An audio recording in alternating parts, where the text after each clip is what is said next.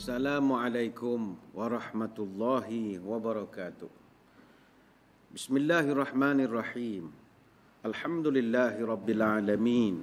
Wassalatu wassalamu ala asyrafil anbiya'i wal mursalin wa ala alihi wa sahbihi ajma'in. Na'udzu bikalimatillahi tammati min syarri ma khalaq. Bismillahilladzi la yadurru ma'asmihi syai'un fil ardi wala fis sama'i wa huwas sami'ul alim. Allahumma idfa' 'anna al-waba' wal ghala' wal riba waz zina wal mihan wa su'al fitan ma zahara minha wa ma batan an baladina hadha khasatan wa an sa'iril biladil muslimina 'amatan ya rabbal alamin. Nawaitu ta'alluma wat ta'lim wa tadhakkura wat tadhkir wa naf'a wal intifa' wal ifadah wal istifadah wal hasa ala tamassuki bi kitabillah wa sunnati rasulih wa du'a ilal huda wa dalalah alal khair ibtigha'a wajhillah wa mardatihi wa qurbihi wa sawabihi lillahi ta'ala. Apa khabar saudara? Alhamdulillah, hari ini 9 hari bulan September tahun 2020, hari Rabu, bersamaan 21 Muharram tahun 1442 Hijriah. Kita masih dipertemukan dalam program Minda Imam Besar yang dibawakan kepada saudara-saudari sekalian oleh rakan-rakan kita dari Pusat Kutipan Zakat Majlis Agama Islam dan Adat Resam Melayu Pahang. Dalam suasana semasa ini, kita masih berada dalam bencana non-alam yang berskala internasional, iaitu COVID-19, dan tanpa kita sedar, hari ini genaplah 175 hari ataupun tepatnya 5 bulan 22 hari kita berada dalam tempoh Perintah Kawalan Pergerakan yang telah dimulakan pada 18 Mac tahun 2020 yang lalu, dan hari ini kita sedang berada pada hari ke-91 pelaksanaan Perintah Kawalan Pergerakan Pemulihan ataupun Recovery Movement Control Order RMCO yang telah pun bermula pada 10 hari bulan Jun tahun 2020 yang lalu dan akan tamat pada 31 Disember tahun 2020. Artinya lagi 3 bulan 22 hari kita akan hidup bertunjangkan kepada SOP di mana saja kita berada. Alhamdulillah, musim yang kedua kita masih menggunakan kitab Rahsia Kematian, Alam Akhirat dan juga Kiamat yang merupakan sebuah kitab Arab yang diterjemahkan daripada kitab At-Tazkirah fi Ahwalil Mauta wa Umuril Akhirah karya Imam Abu Abdullah Al-Qurtubi ataupun Imam Al-Qurtubi, seorang ulama prolifik pada sekitar tahun 600 Hijrah, bermazhab Sunni Maliki. Dia paling terkenal dalam bidang tafsir. Dia mengarang kitab tafsir Al-Jami' li Ahkamil Quran setebal 20 jilid, dan kitab At-Tazkirah ini yang sedang kita bincangkan ini adalah salah satu daripada penulisan beliau yang sangat dihormati. Syukur juga kehadrat ilahi, kita melihat perkembangan semasa dari sudut pandemik ini, walaupun ada perkara-perkara yang membimbangkan, yang mana rakan-rakan kita dari Kementerian Kesihatan Malaysia memaklumkan bahawa nilai RT ataupun R0, RO kita telah meningkat kepada 1.72 di negara kita, yang mana RT yang dicatatkan pada 2 minggu yang lepas hanyalah 0.72 saja. Jadi peningkatan yang ketara ini memberi gambaran bahawa situasi risiko berlakunya lebih banyak transmisi di dalam komuniti.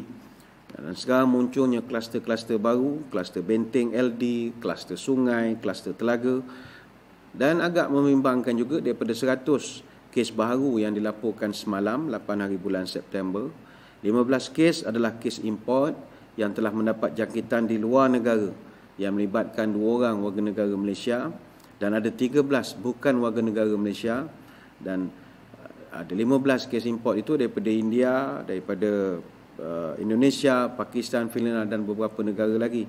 Sebab itulah mulai daripada semalam pihak pemerintah menerusi Jabatan Immigration, ada beberapa negara, rakyat dari beberapa negara daripada UK, daripada Amerika, daripada India, daripada Indonesia, antara 23 buah negara yang diletakkan dalam senarai sekatan kemasukan ke Malaysia kepada para pemegang pas lawatan jangka panjang, dilarang memasuki Malaysia. Ekoran daripada jumlah kes kumulatif positif COVID-19 yang mana negara itu melepasi angka 150,000 kes. Jadi ini antara ikhtiar yang diambil oleh pihak pemerintah, mudah-mudahan dapat memendung penularan wabak ini. Kita balik membincangkan kitab kita pada yang di kitab bab 1 halaman 88. Bagi yang di kitab bab 1 muka surat 88, iaitu babu ma jaa fi talaqil arwah fis samai wa su'al an ahli al-ardi wa fi 'aradil a'mal, iaitu bab tentang para arwah bertemu di langit dan saling bertanya tentang keadaan penduduk di bumi. Muka surat 88. Bismillahirrahmanirrahim. Ibnu Mubarak meriwayatkan dari Abu Ayyub Al-Ansari radhiyallahu anhu, "Idza qubidat nafsul 'abdi talaqqahu ahlur rahmati min ibadillah kama yalqauna al-bashira fid dunya." Apabila seorang hamba meninggal dunia, maka rohnya akan berjumpa dengan hamba-hamba Allah yang penyayang, ahlur rahmah min ibadillah, sebagaimana mereka berjumpa dengan orang yang memberi khabar gembira, cerita-cerita di dunia. Fayuqbiluna alaihi liyas'aluhu fayaqulu ba'duhum li ba'd anziru akhakum hatta yastarih fa innahu kana fi karbin. Mereka, iaitu roh-roh ini, bertemu dengan roh yang baru meninggal ini, jumpa nak bertanya, nak bersembang.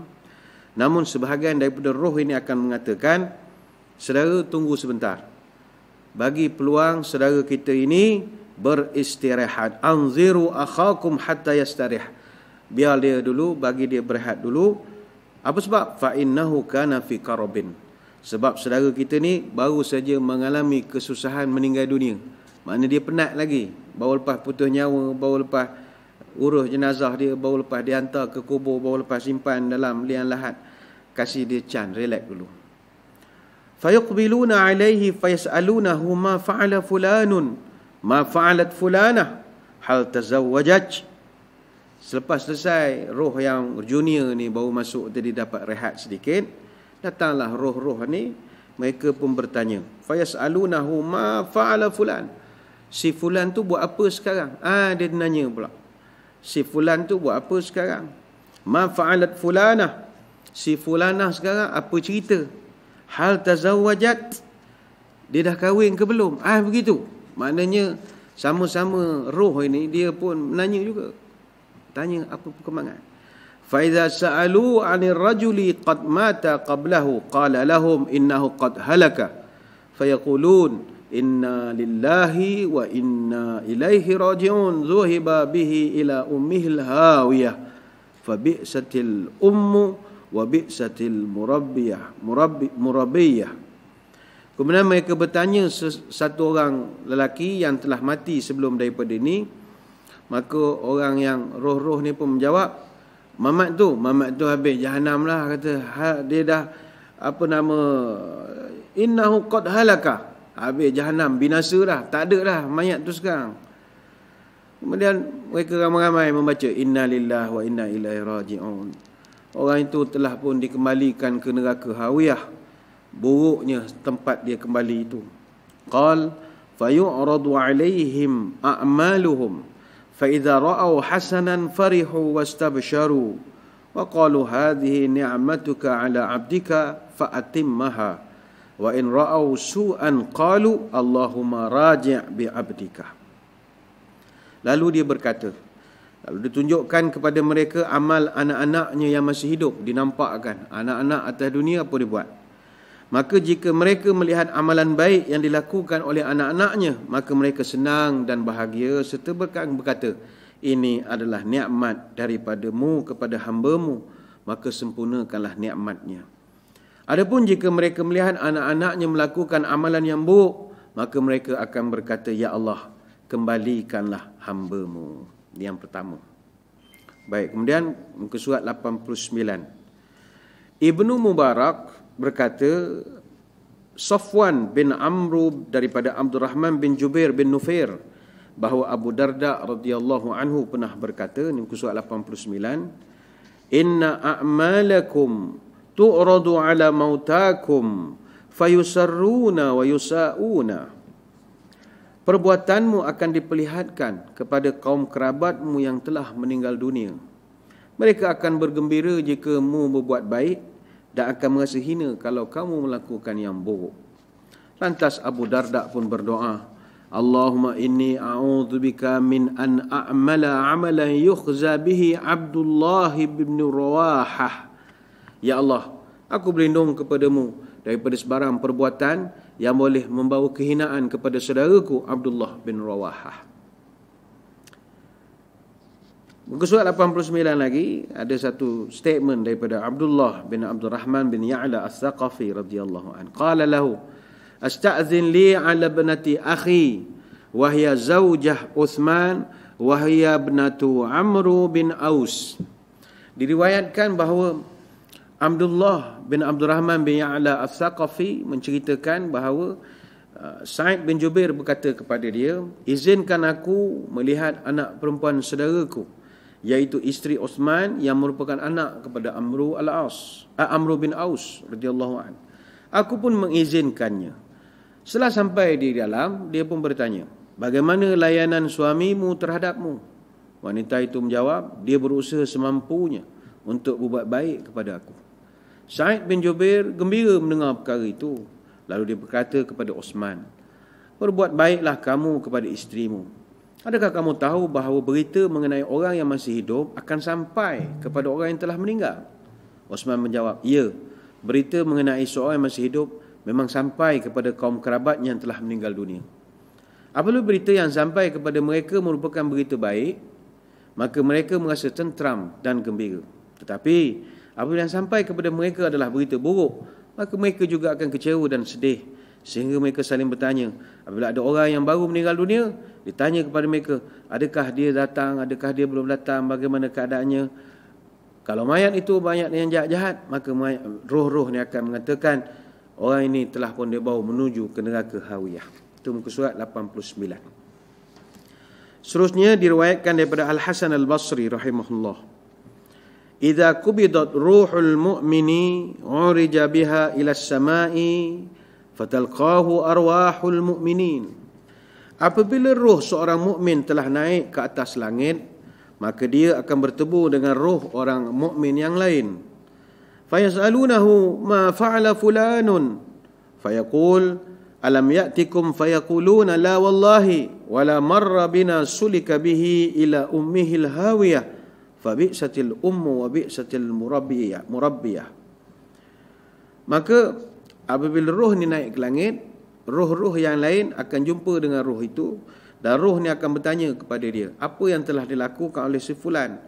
Maka roh orang mukmin itu menjawab, adakah dia belum berjumpa lagi dengan kamu? Mereka menjawab, demi Allah, tak berjumpa lagi dengan roh sekian-sekian. Maka roh ni menjawab, mungkin dia dah dimasukkan ke dalam neraka Hawiyah yang merupakan seburuk-buruk tempat kembali.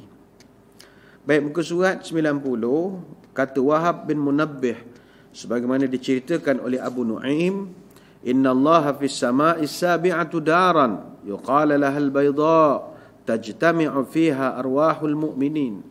Sesungguhnya milik Allah di langit ketujuh, iaitu sebuah rumah yang dinamakan Al-Bayda, yang mana di dalamnya berkumpullah seluruh roh-roh orang-orang beriman.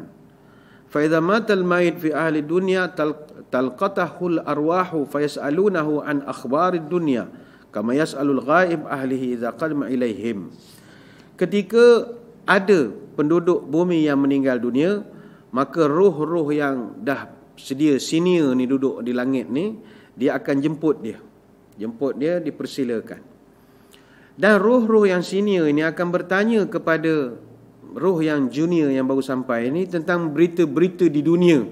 Sebagaimana kata ulama, sebagaimana orang baru pergi bertanya kepada keluarganya ketika dia datang kepada mereka. Itu perumpamaan yang diberikan. Macam kita bila lama tak jumpa dengan seseorang, kita bersalam, kita tanya khabar dia, dan secara automatik kita akan tanya khabar orang lain. Mana kawan-kawan, kalau katalah jumpa kawan zaman college, zaman universiti, zaman kampus, zaman sekolah, kita memang sembang hal dia, anak berapa, kahwin orang mana, lepas tu macam mana sekarang ni, begini. Antara isu perbualan juga kita akan tanya, kawan kita yang dulu kelas sekian-sekian, mana dia sekarang? Kita akan tanya, dia sekarang dia kahwin dengan siapa? Begitulah suasana di alam arwah, kata ulama. Roh ni dia tanya, apa pengembangan? Agak hal politik pun dia tanya lah. Pasal PRU ke, pasal COVID-19. Tanya semua, agaknya lah. Dia tanya semua. Namun begitu, kata Tuan Kitab, ada sebahagian daripada ilmuwan ataupun ulama' yang berpandangan bahawa roh-roh yang telah meninggal, dia tak akan bertemu dengan satu sama lain. Ada pendapat begitu. Dan pendapat ini bertunjangkan juga kepada dalil. Tetapi Tuan Kitab, dia jawab dengan santun, adakah dalil itu sesuai digunakan?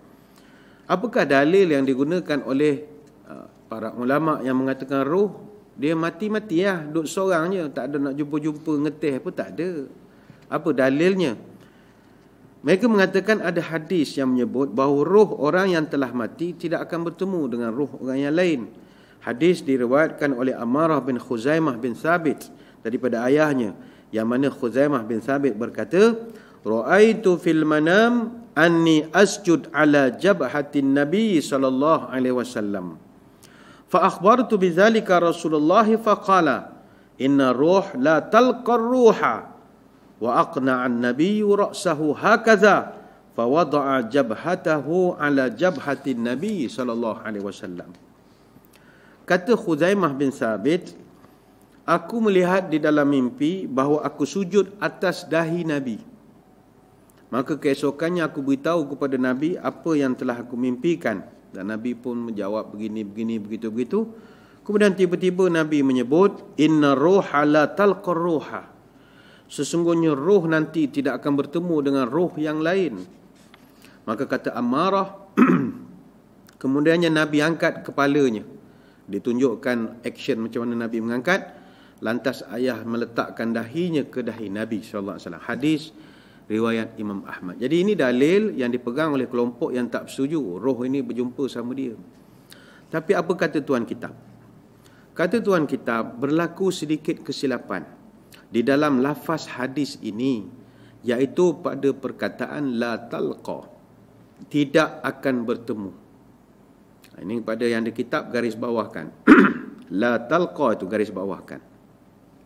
Kata Tuan Kitab adalah dipercayai bahawa kesilapan ini terjadi ketika menyalin manuskrip. Disalinkan kata-kata Nabi itu ejaan tersalah. Bahkan manuskrip yang mempunyai kesilapan ini banyak digunakan, sehingga ada di kalangan ulama mengatakan ini adalah riwayat yang masyhur. Kata Tuan Kitab, kalau dikaji satu persatu, dia tidak ada masalah dari segi sanad, kerana kebanyakan daripada perawi di dalamnya adalah thiqah ataupun boleh dipercayai. Sedangkan kata Tuan Kitab, di dalam riwayat An-Nasa'i ada menyebut inna ruha la talqar ruha. Sesungguhnya roh pasti bertemu dengan roh lain.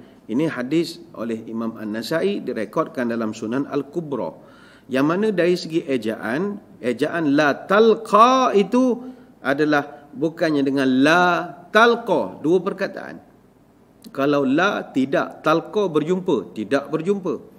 Tapi la tu kata Tuan Kitab, sebagaimana disebutkan juga oleh Syekh Syu'aib Al-Arnaut ketika memberi komentar mengenai hadis ini. Beliau juga mengatakan ada kesilapan menyalin manuskrip. Syekh Syu'aib Al-Arnaut ni ulama moden, ulama terkenal dalam bidang hadis. Yang betul adalah bukannya la talqa, tapi la talqa. Satu perkataan saja. Lam itu disambungkan dengan ta terus. La talqa maknanya akan berjumpa. La talqa tidak berjumpa. Jadi la tu dia kata kesilapan menyalin manuskrip. Ini kita boleh rujuk dalam Musnad Imam Ahmad, cetakan Muassasah Ar-Risalah. Jadi Tuan Kitab berpandangan roh boleh bertemu dengan roh yang lain.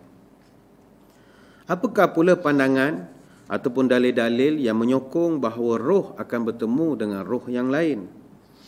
Wujudnya pandangan bahawa roh-roh orang yang telah meninggal dunia saling bertemu antara satu sama lain dan disokong pula oleh bukti-bukti daripada Al-Quran dan hadis-hadis yang sahih. Apakah bukti-bukti daripada Al-Quran? Kita bacakan. A'udzubillahi minasyaitonirrajim.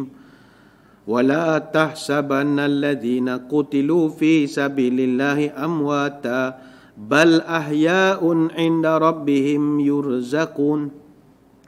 Jangan kau sekali-kali menyangka orang yang mati syahid itu mati, bahkan mereka hidup secara istimewa di sisi Tuhan mereka dan sering mendapat rezeki.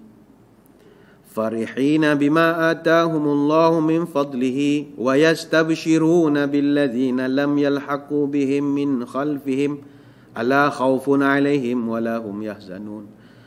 Dan Tuhan gambarkan lagi, dan mereka bersukacita dan bergembira dengan kurniaan Allah sebagai balasan kepada mati syahid itu, yang mana mereka bergembira dengan berita baik mengenai saudara-saudara mereka yang sedang berjuang pula di dunia seperti mereka, yang masih tinggal di belakang dan belum sampai kepada mereka kejayaan, dan tidak ada kebimbangan terhadap mereka, dan mereka ini tidak berduka cita. Yastabshiruna bi ni'matin minallahi wa fadlin wa anna Allah la yudhi'u ajral mu'minin. Dan syuhada atau orang mati syahid ini bergembiralah dengan balasan nikmat daripada Allah, dan Allah tidak menghilangkan pahala orang yang beriman. Surah Ali Imran ayat 169 sampai 171.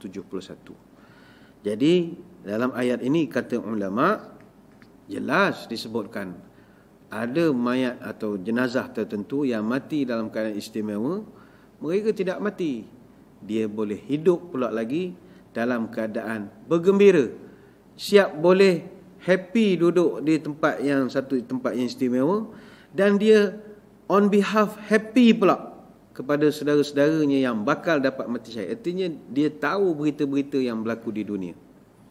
Kata Ibn Qayyim Al-Jauziyah rahimahullah, Allah mengkhabarkan perihal orang syahid bahawa mereka dapat dua perkara. Pertama, mereka tetap hidup di sisi Tuhan dan sentiasa mendapat rezeki, makan, minum sesedapan. Yang kedua, mereka pula dalam kondisi atau keadaan bergembira, happy.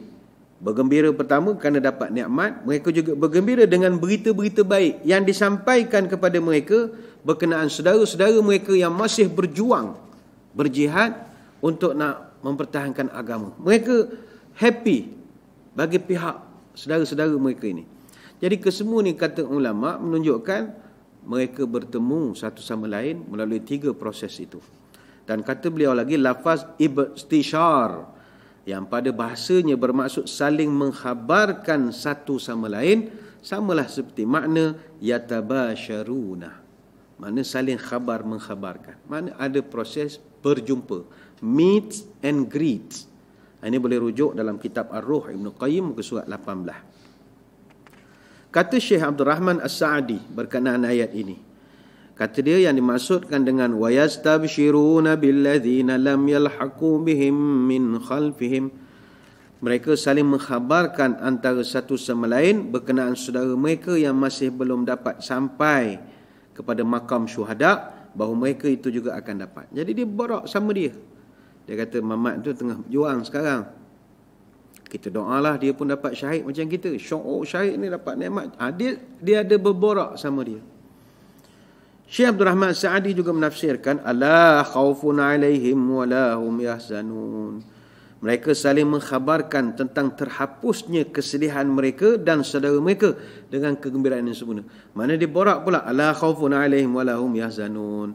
Kita duduk sini, dia borak, jangan bersedih, don't worry, be happy, semua nikmat, semua bagus-bagus. Ini yang sini mati syahid ni dia cakap, sini awak duduk sini tip top first class, ni semua bagus, 5 bintang punya kemudahan, don't worry. Yang saudara-saudara yang awak tinggal, don't worry, dia berjuang bagus ni, dia pun sama dapat. Jadi dia ada proses. La khaufun alaihim wala hum yahzanun, don't worry, be happy, duduk sini diam-diam, motivate. Begitu juga ayat yastabshiruna bi ni'matin minallahi wa fadli. Kata Syekh Abdul Rahman Sa'di, maknanya saling mengucapkan tahniah atas satu sama lain dengan setinggi-tinggi atau sebesar-besar ucapan tahniah. Jadi dia sama dia ada ucapan tahniah. Welcome to the club, my brother. Seolah begitulah.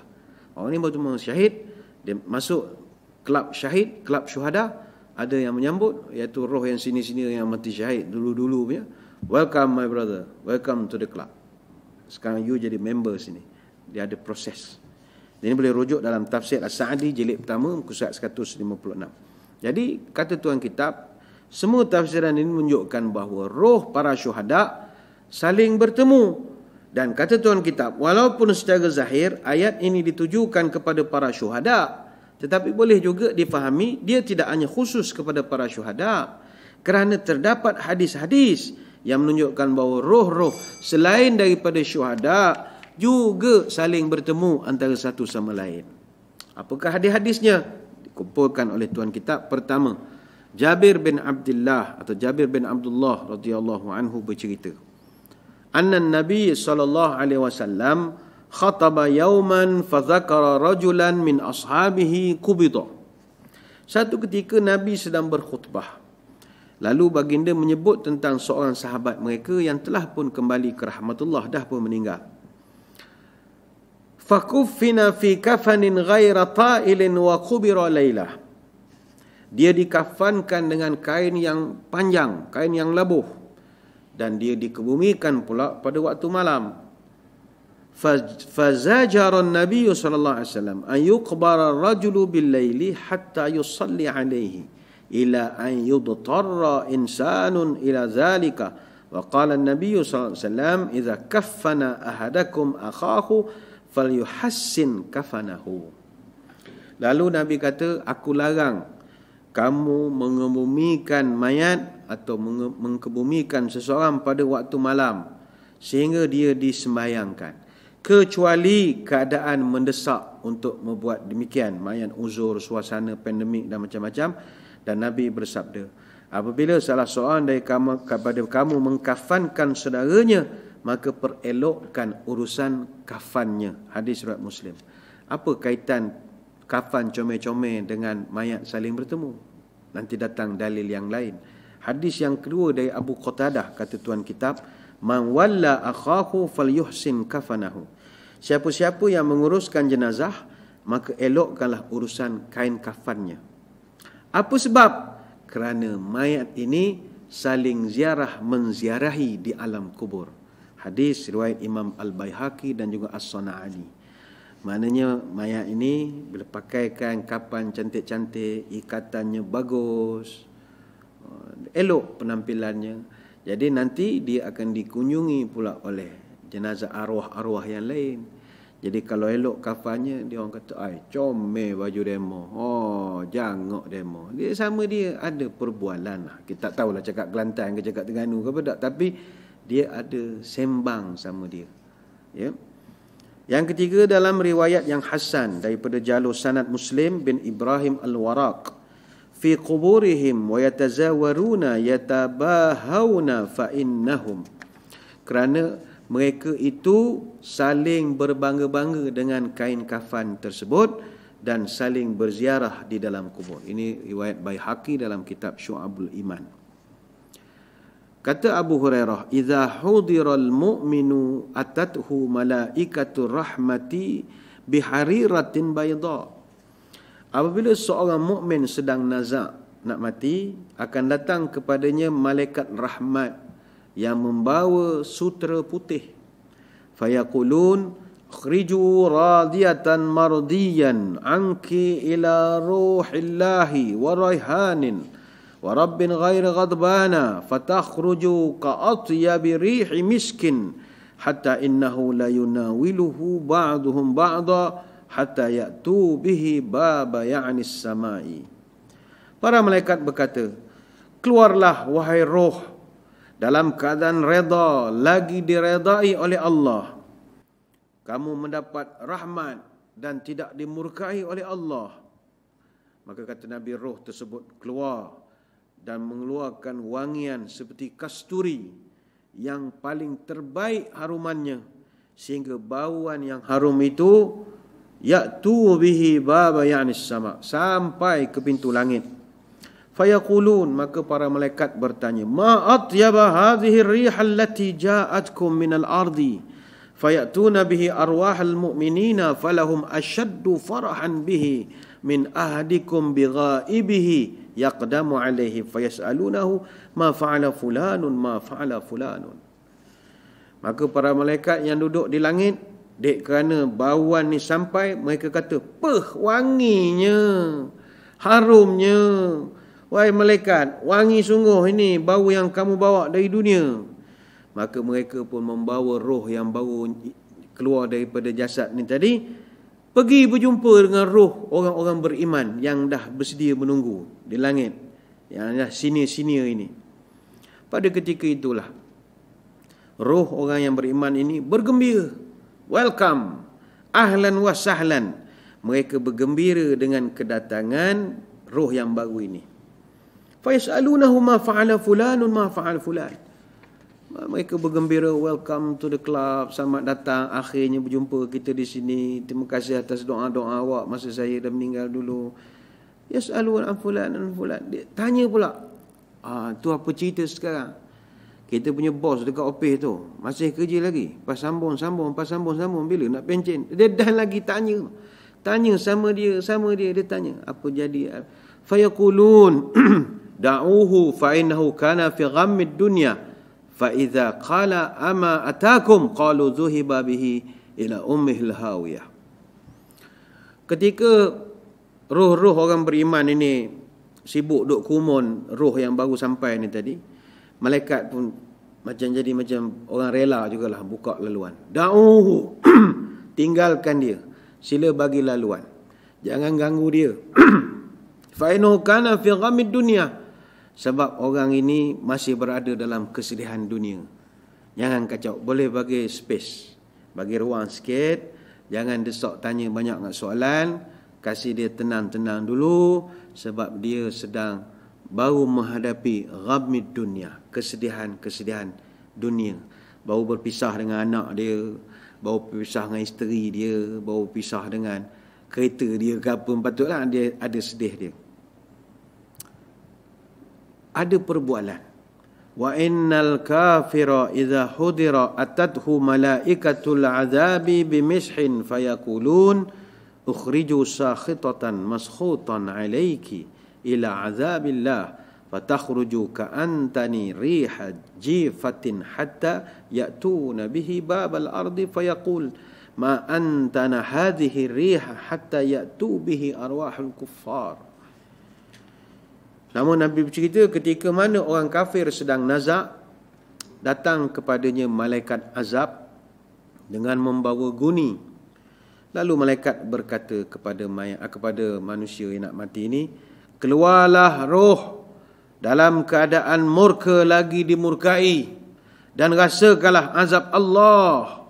Maka roh itu keluar seperti bau nanah yang keluar daripada bangkai yang sedang mereput, sehingga bau tersebut sampai ke pintu dunia. Maka para malaikat berkata, bau apakah ini yang kamu bawa? Kata malaikat, inilah roh orang-orang yang maksiat, derhaka dan juga kafir kepada Allah. Hadis riwayat An-Nasa'i dan juga Ibnu Hibban. Jadi saudara, hadis yang panjang ini menjelaskan kepada kita perihal roh orang-orang beriman dan perbezaannya dengan roh orang yang tidak beriman. Dan juga menjadi dalil bahawa roh orang yang beriman yang telah mati akan bertemu dengan roh-roh orang yang beriman yang baru mati dan yang lama mati ini. Jadi ini boleh kita tengok berdasarkan pertanyaan roh-roh orang yang beriman ni tentang perihal keluarga yang masih hidup. Apa yang sedang berlaku di dunia sekarang, di tanah air, di Malaysia, di Pahang, di Kuantan, dia bertanya. Tetapi berbeza dengan roh orang-orang yang tidak beriman, mereka langsung tidak ada meet and greet. Dia tidak dipertemukan langsung dengan mana-mana roh yang lain. Kata Ibn Qayyim Al-Jauziyah, roh terbahagi kepada dua. Pertama, roh yang diazab. Yang kedua, roh yang diberi nikmat. Roh yang diazab, mereka ni terlalu sibuk diazab hingga tak ada masa untuk berjumpa orang. Tak ada masa. Dia sendiri sibuk daripada pagi sampai ke malam. Mula kena cekik, kejap kena ketuk kepala dengan besi, kejap. Dia ada bilik-bilik sesaan dia yang kena. Dia tak dan jumpa dengan orang. Dia tak sempat nak ziarah, orang nak datang ke rumah dia pun tak dan. Sibuk manjang. Manakala roh yang orang-orang baik-baik macam tuan-tuan semualah dapat orang baik-baik, ini roh yang diberi nikmat. Mereka tidak digari, tak pakai baju purple, baju oren, baju lokap, tak ada. Dia dalam keadaan nikmat. Jadi orang macam ni dia bebas. Dapatlah dia saling bertemu, saling ziarah menziarahi, saling mengenang kembali memori-memori lampau, cerita-cerita lama, berjumpa ahli keluarga yang masih hidup. Dan inilah yang disebutkan oleh Ibn Qayyim al-Jauziyah dalam kitab Ar-Ruh. Jadi saudara sekalian, setiap roh akan bersama dengan roh orang-orang beriman, dengan catatan roh itu adalah roh orang baik-baik. Dan kata para ulama juga, kita bukan sekadar boleh berjumpa sesama roh, mak ayah kita, saudara mara, tok ki, wan, hatta boleh berjumpa dengan roh Nabi SAW yang menduduki tempat tingkat teratas sekali. Dalilnya firman Allah Ta'ala, وَمَنْ يُطِعِ اللَّهَ وَالرَّسُولَ فَأُولَٰئِكَ مَعَ الَّذِينَ أَنْعَمَ اللَّهُ عَلَيْهِمْ مِنَ النَّبِيِّينَ وَالصِّدِّقِينَ وَالشُّهَدَاءِ وَالصَّالِحِينَ وَحَسُنَ أُولَٰئِكَ رَفِيقًا. Siapa yang taat, kata Allah, siapa yang taat kepada aku, pada Allah, taat kepada Rasul, aku akan kumpulkan dia bersama orang-orang yang aku pernah beri nikmat, iaitu para Nabi, orang-orang yang siddiqin, orang yang benar imannya. Apa lagi? Wasyuhada, orang-orang mati syahid. Wassalihin, orang-orang yang gemar beramal saleh. Aku akan kumpulkan mamat ni dengan golongan ini, dengan syarat wa man yuti'illah war rasul. Mu mesti taat pada aku, taat pada Rasul. Ulaika rafiqah wa hasuna ulaika rafiqah. Dan amat eloklah orang yang baik ini menjadi teman yang taat rapat kepada kamu, kata Allah. Kata para ulama, kebersamaan kita dengan roh orang-orang beriman ini mestilah dimulakan dengan kebersamaan di dunia. Maknanya cerita roh berjumpa roh ini adalah jumpa dengan orang yang ada kebersamaan di dunia. Berjumpa di dunia, dia akan jumpa lagi di alam barzakh dan jumpa lagi di alam kiamat nanti. Ada orang tanya, habis kalau dengan Nabi, saya tak pernah jumpa, macam mana saya nak jumpa pula di alam lain? Kita berjumpa tak mesti berjumpa fizikal, tapi berjumpa dalam keadaan cinta kepada orang itu. Sebab itu ulama macam Imam Al-Qurtubi, dia bersetuju bahawa roh orang mukmin akan bertemu dengan mukmin yang lain dengan syarat orang itu adalah orang-orang yang dia suka sama suka, sayang sama sayang, saling cinta menyintai. Jadi ingat, kita akan berkumpul, bertemu dan dibangkitkan bersama orang yang kita cinta, yang duduk dalam hati kita. Kata Ibn Mas'ud radhiyallahu an, ja'a rajulun ila Rasulillah sallallahu alaihi wasallam faqal, ya Rasulullah, kaifa taqulu fi rajulin ahabba qauman wa lam yalhaq bihim? Faqala Rasulullah, al-mar'u ma'an ahabba. Kata Ibn Mas'ud, ada satu orang laki-laki datang jumpa Nabi, ya Rasul, apa pendapat tuan? Seorang tu dia cinta pada satu kaum, tapi tak pernah jumpa dengan kaum itu. Mana kita cinta kepada para sahabat Nabi, kita tak pernah jumpa sahabat Nabi. Maka apa jawab Nabi? Al-mar'u ma'aman ahabba. Seorang itu akan dijumpakan dengan orang yang dia cinta. Jadi it's all about love dalam hati. Ini hadis riwayat Bukhari Muslim. Dalam riwayat yang lain, kata tuan kitab, Anas bin Malik radhiyallahu anhu bercerita, ja'a rajulun ila Rasulillah sallallahu alaihi wasallam faqal, ya Rasulullah, mata sa'ah. Kata Anas bin Malik, satu hari ada satu orang laki-laki datang berjumpa Nabi. Ada setengah riwayat sebut dia ni orang Badui, orang pedalaman. Tak kiralah siapa, yang penting orang ni datang jumpa Nabi. Dia tanya satu soalan, ya Rasulullah, mata sa'ah, kiamat bila berlaku ya Rasulullah?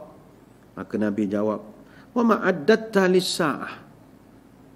Orang ni nak tahu bila kiamat. Nabi tanya pula dia, apa preparation kamu untuk berhadapan dengan kiamat? Qal, hubbullah wa rasulih.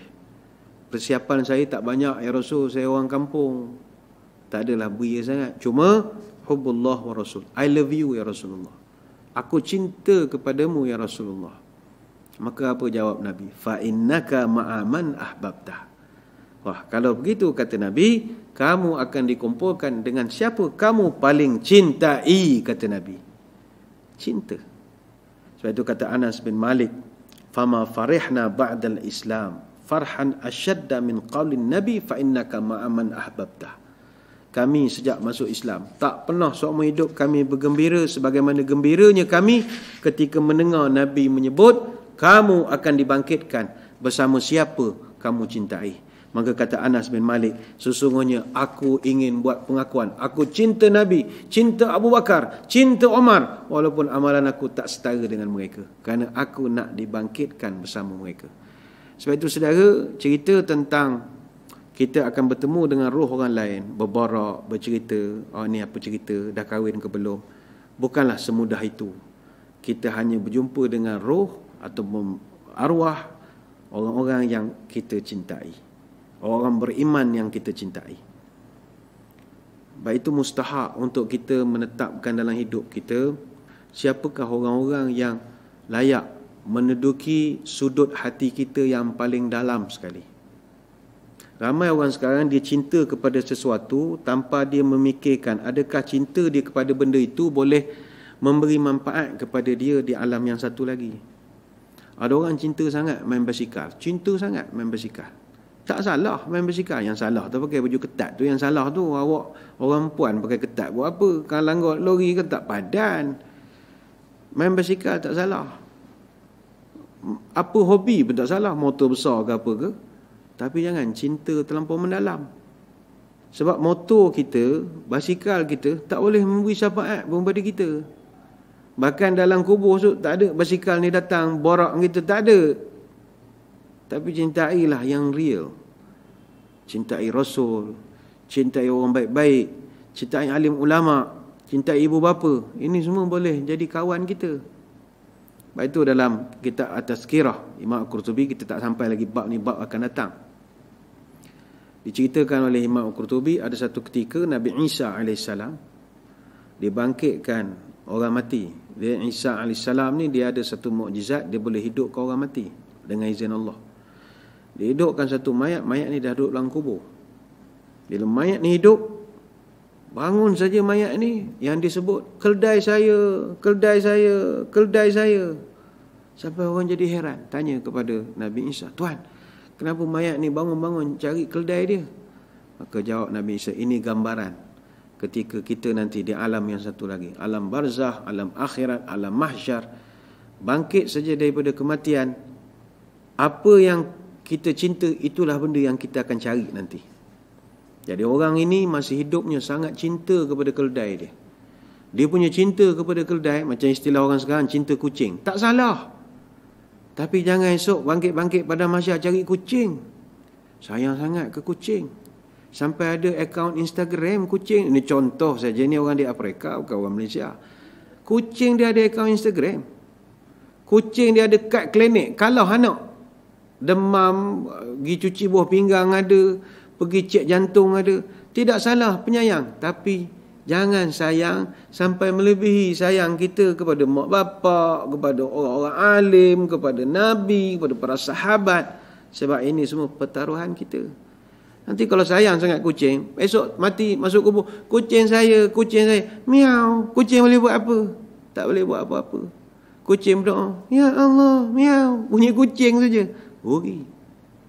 Janganlah buang pula kucing tu, kan ada lurah benda, buang pula kucing, cancel lah. Buang bela kucing dapat pahala. Beri anjing minum pun masuk surga, ni pula beri kucing makan, dapat pahala. Tapi ni kita ceritakan, nanti kita nak jumpa dengan orang beriman, mesti masukkan cinta pada orang beriman terlebih dahulu. Sekarang ni ramai orang cinta bola sepak. Tak kira lah Arsenal, Liverpool, JDT, Pahang ke apa, silakan. Jangan cinta sampai siang malam bubuh conteng pakai jersey siang malam. Macam inna salati wa nusuki wa lillahi rabbil alamin. Hidupku matiku patut kerana Allah. Ni hidup mati bola, esok mati panggil pemain bola kita susah. Minat sekadar-sekadar saja. Masukkan cinta Allah. Itu dalam sebuah hadis sahih menurut Al-Munziri, ada satu riwayat daripada At-Tabrani daripada Ali radhiyallahu anhu, Nabi SAW pernah memberi pesan, wala yuhibbu rajulun qauman illa husyira ma'ahum. Seseorang tidak akan mencintai sesuatu kaum kecuali nanti dia akan dikumpulkan bersama kaum itu. Kita akan dikumpulkan. Dengan siapa kita paling cinta? Namun cinta ni, kata tuan kitab, mesti ada syarat. Pertama, cinta kerana agama. Cinta, sebab dia ada orang, dia cinta kerana kepercayaan, kerana ideologi, cinta kerana keyakinan agama, iaitu kita cinta ataupun suka kepada seseorang ataupun satu kumpulan kerana faktor keyakinan kita kepada kepercayaan dia. Misalnya, orang yang mencintai ulama kerana dia mempercayai kesolehan ulama itu, ataupun kehebatan banyak ibadat ulama itu, ataupun kerana ketaatannya kepada agama. Dia begitu impress, kagum, amazed. Kekaguman dia ni membawa kepada kecintaan, dan dia akan dipertemukan di alam barzah nanti dengan orang itu. Sebaliknya ada orang atas kepercayaan juga, dia suka orang tu kerana teorinya, doktrinnya ada. Sebagai contoh, orang yang cinta kepada etis, dia akan respect kepada Karl Marx. Karl Marx kerana faktor etisnya, anti Tuhannya, anti agamanya. Dan itu juga kepercayaan. Maka cinta seperti ini akan membawa kita berkumpul dengan siapa orang itu. Kalau kita cinta Rasul, cinta ulama, cinta orang-orang saleh, cinta kepada orang baik-baik, maka kita akan berkumpullah kepada para Rasul, para ulama, pada orang saleh, orang baik-baik di alam barzah dan di syurga nanti. Sedangkan orang yang cinta kepada Karl Marx, kepada Lenin, teori sosiologi, akan bersama dengan Karl Marx dalam neraka esok. Dia atas mu percaya siapa, mu geng siapa. Dalam konteks inilah ada penjelasan daripada Ibn Hajar Al-Asqalani dalam kitab Fathul Bari, jilid yang ke-10 muka surat 555, qauluhu innaka ma'aman ahbabta ay mulhaqun bihi hatta takuna min zumratihim, iaitu kalimat engkau akan bersama dengan orang yang engkau cintai, maksudnya dipertemukan dengan mereka sehingga kamu menjadi golongan mereka. Golongan mereka. Jadi kita akan berjumpa dengan mereka. Yang kedua, kata tuan kitab, kita hendaklah, orang yang kita nak dapat berjumpa dan berborak ini adalah orang yang kalau kita tak dapat tahap berjumpa mereka secara fizikal, hendaklah kita tanam dalam hati sayang pada mereka dan berusaha meniru perbuatan-perbuatan mereka di dunia ini. Jadi kita tiru perbuatan mereka, kita juga jadi kelompok mereka. Welcome to the club juga. Dia ada cinta ni yang menyebabkan sampai kita sanggup meniru. Ada orang dia sekadar cinta tapi tak ada sampai nak meniru. Dia minat P.Ramlee tapi tak adalah nak simpan misai macam P.Ramlee, jamboi P.Ramlee, cocok pipi nak buat jerawat batu, tak ada. Dia sekadar sajalah pakai selojin dia minat P.Ramlee contoh. Tapi ada orang minat betul. Dia minat dalam keadaan ikut pula. Tak ada jerawat, dia buat jerawat. Badan kurus, dia buatnya gemuk sebab minat. Misai tak ada pun dia lukis je pakai pensel. Misai jenis tiang elektrik 50 meter sebatang. Nak bela misai P.Ramlee apa, tengah kosong, longkang, dia lukis lah pakai pensel. Minat dia akan meniru. Sebab itu orang yang meniru ini juga dapat manfaat. Sebab itu orang yang cinta kepada orang alim dan meniru mereka, meneladani perbuatan mereka, dia akan juga dikumpulkan bersama orang-orang alim ini. Orang yang cinta kepada orang fasik, cinta kepada orang kafir, orang munafik dan meniru perbuatan mereka juga akan diseksa mengikut golongan tersebut. Itu Imam Al-Ghazali dalam Ihya Ulumuddin jilid yang kedua surat 160 mengatakan, la yugharrannaka qawla man yaqul al-mar'u ma'a man ahab fa innaka lan talhaq al-abrar illa bi'amalihim fa innal yahud wan nasara yuhibbuna anbiya'ihim wa laysu ma'ahum. Wahai manusia, kata Imam Al-Ghazali, janganlah kamu terpedaya dengan ungkapan orang yang selalu mengatakan kita akan bertemu dengan orang-orang yang kita cintai. Kerana setakat cinta tanpa ada meniru perbuatan tersebut, maka itu adalah hanya kata-kata kosong. Kerana fa innal yahud wan nasara yuhibbuna anbiya'ihim wa laysu ma'ahum. Ini kerana orang Yahudi dan Nasrani dahulu Mereka juga cinta kepada Nabi mereka, tetapi mereka tidak mahu mengikut Nabi mereka. Mari kita tiru. Sebab itu, macam kita, Nabi SAW, dia ada sunnah. Sunnah tu kita tiru. Jadi dengan meniru sunnah Nabi, bangkit nanti dalam kubur, jumpalah dengan Nabi. Kita ikut sunnah para alim ulama, apa amalan mereka, perbuatan mereka, kegigihan mereka, bangkit jumpa alim ulama. Meniru ni mustahak. Sebab itu meniru ni, kita tak kata mengamalkan, meniru saja. Ada satu syair Arab menyebutkan, وَتَشَبَّهُ إِلَّمْ تَكُونُوا مِثْلَهُمْ إِنَّ التَّشَبُّهَ بِالْكِرَامِ فَلَاحٌ. Serupakanlah diri kamu, walaupun kamu tidak serupa seperti yang diserupakan, kerana meniru atau menyerupa dengan orang mulia juga adalah kemuliaan. Kita nak tiru Nabi, kita tak seperfect Nabi lah, tapi kita usaha meniru. Contoh Nabi makan, makanannya, Nabi mana makan nasi kukuh, ayam berempah, nasi mandi. Nabi tak makan roti canai, roti telur, roti tip-tap macam-macam lah. Sekarang ni makanan-makanan yang hipster-hipster ini, Nabi tak makan. Tapi itu selera kita. Salah atau tidak makan? Tak salah. Makan, tapi tiru cara Nabi makan. Tak mesti makan buah sampai tolak nasi. Kamu tak makan nasi, saya ikut Nabi, Nabi tak makan nasi. Baguslah kalau begitu. Nak makan nasi silakan, makan asam pedas, makan. Tapi makan tiru Nabi. Macam mana Nabi makan? Nabi makan roti tangan kanan, makan nasi tangan kanan. Nabi makan ramai-ramai, makan nasi ramai-ramai. Tiru saja. Tiru itu saja sudah menjadi kemuliaan. Ada satu kisah diceritakan. Cerita ni saya dengar masa di Mesir dulu. Ada satu syekh ni dia cerita, satu orang tukang lawak zaman Firaun. Zaman Firaun dulu dia ada pelawak dia lah. Sekarang zaman ramai pelawak, rupa zaman Firaun pun ramai pelawak juga. Jadi pelawak Firaun yang paling top sekali, yang maharaja lawak lah kepada semua pelawak ni, namanya Yoyo. Yoyo. Yoyo ni dia seminggu sekali dia buat persembahan untuk Firaun. Macam stadium ke, auditorium ke, Shah Alam, PCO ke, begitulah dia buat persembahan.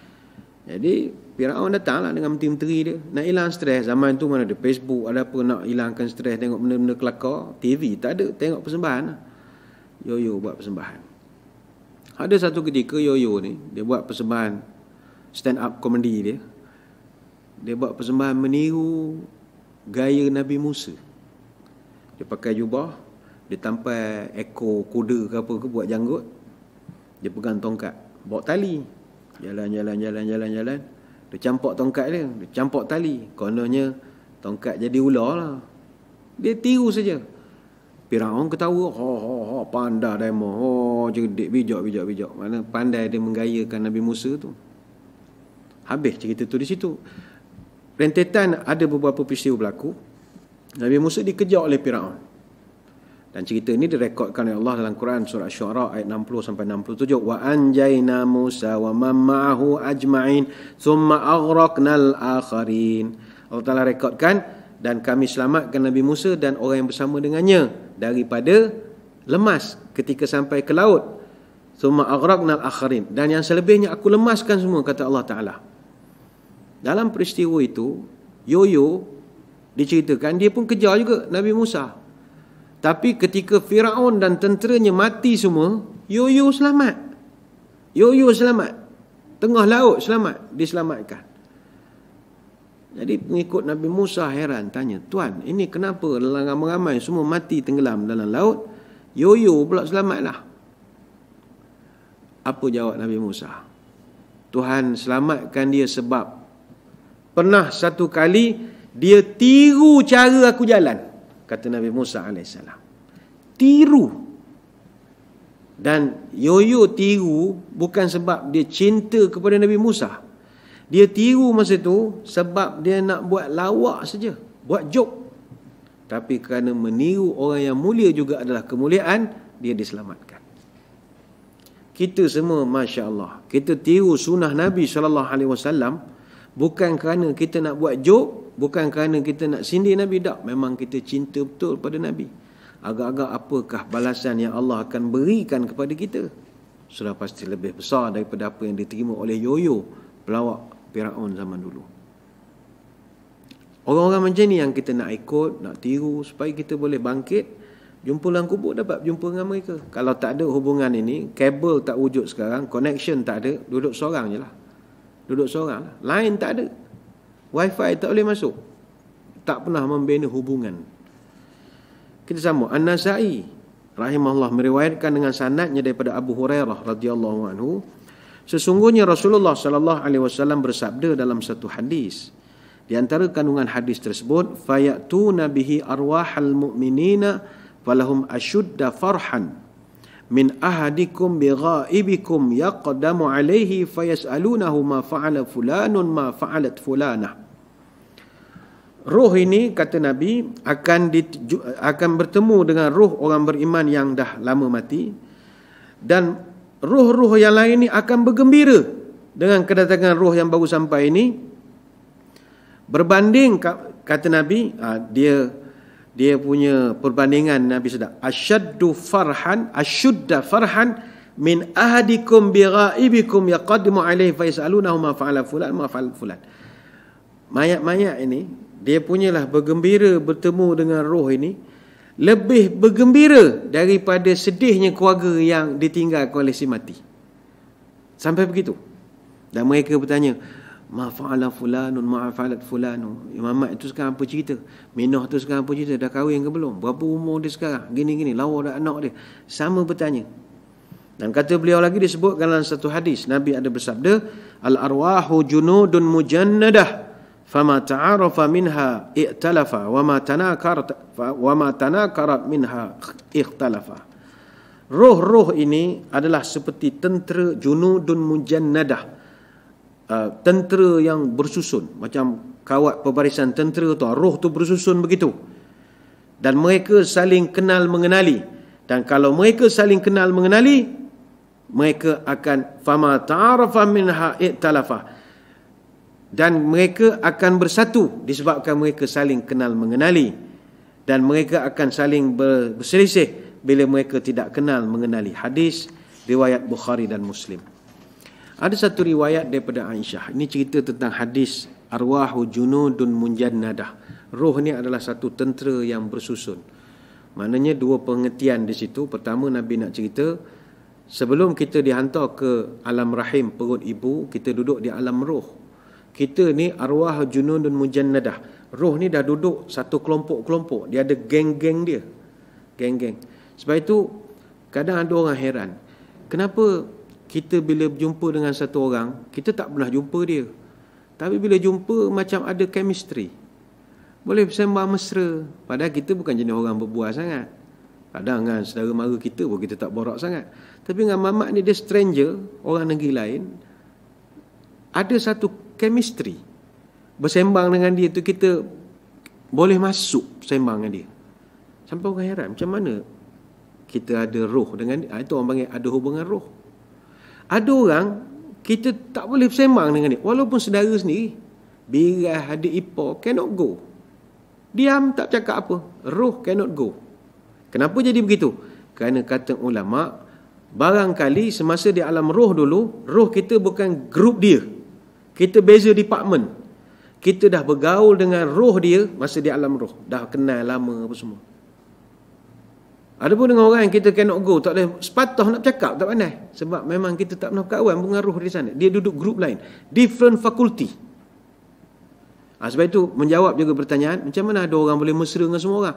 Dia ni dulu di alam roh, dia ni tak duduk diam. Dia ada geng dia, dia berjalan pergi grup roh lain, grup Kedah, grup Perak, grup Amerika, dia suka berjalan. Itu dia mesra alam.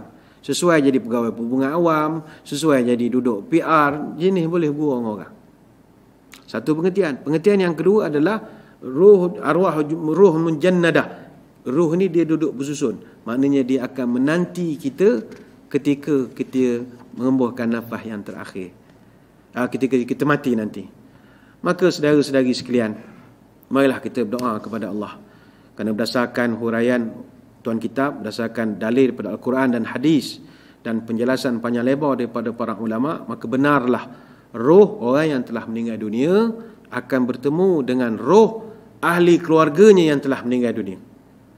Dengan syarat orang tu adalah orang yang dia sayangi, cintai, hormati, dia akan jumpa balik. Kalau roh dengan orang beriman, orang soleh, kita juga akan berjumpa dengan mereka. Tapi sekali lagi perlu diingat, hanya roh orang beriman sahaja yang boleh bertemu antara satu sama lain berdasarkan hadis yang diriwayatkan oleh Abu Hurairah yang telah kita terangkan. Sebab itu kita mohon kepada Allah supaya kita nanti dimatikan dalam keadaan yang baik dan dikurniakan kesudahan yang baik ataupun husnul khatimah, sebagaimana doa yang banyak Nabi ajarkan kepada kita. Banyak diterangkan, tapi masa kita telah pun sampai kepada penghujungnya. Sekadar itu sembang-sembang pada kesempatan minggu ini. InsyaAllah panjangkan usia, kita bertemu lagi pada minggu hadapan bagi membahaskan kitab At-Tazkirah oleh Imam Al-Qurtubi ini. Sebelum berpisah, marilah kita tutup pertemuan kita dengan sedikit doa, moga majlis diberkati ilahi. A'udzubillahi minasyaitonirrajim. Bismillahirrahmanirrahim. Allahumma salli wa sallim ala sayyidina Muhammadin salatan tukhrijuna biha min zulumatil wahmi. Allahumma in kana rizqina fis samai fanzilhu wa in kana fil ardi fa akhrijhu wa in kana mu'siran fayassirhu wa in kana haraman fatahhirhu wa in kana ba'idan faqarribhu bihaqqi duhaika wa bahaika wa jamalika wa quwwatika wa qudratika atina ma ataita ibadika salihin. Ya Allah, jika rezeki kami masih di langit, turunkanlah. Kalau di bumi, keluarkanlah. Kalau susah, permudahkanlah. Kalau haram, sucikanlah. Kalau jauh, dekatkanlah. Berkat waktu duhamu, kecantikanmu, kekuatanmu, kekuasaanmu, limpahkan kepada kami segala yang telah engkau limpahkan kepada hamba-hambamu yang saleh. Allahumma tuwaffinal muslimin wa ahyina muslimin wa alhiqna bis salihin. Ya Allah, matikanlah kami dalam keadaan orang-orang Islam. Hidupkanlah kami sebagai seorang Islam. Dan masukkan kami dan temukan kami dengan orang-orang yang saleh. Subhanakallahumma wa bihamdika nasyhadu an la ilaha illa anta nastaghfiruka wa natubu ilaik. Sallallahu alaihi sayyidina Muhammad wa ala alihi wa sahbihi wasallam.